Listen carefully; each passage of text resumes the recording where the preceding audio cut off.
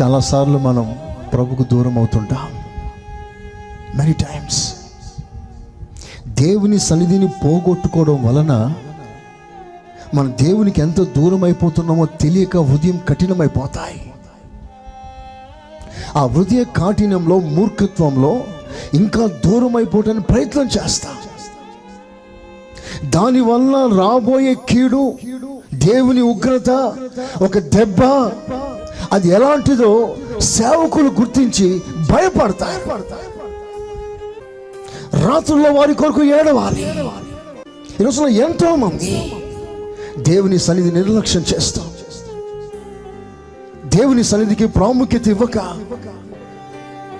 మన స్వార్థం కొరకు, మన లాభం కొరకు, మన భవిష్యత్తు కొరకు, మన సుఖ సౌఖ్యాల కొరకు దేవుణ్ణే తాకట్టులో పెట్టేసి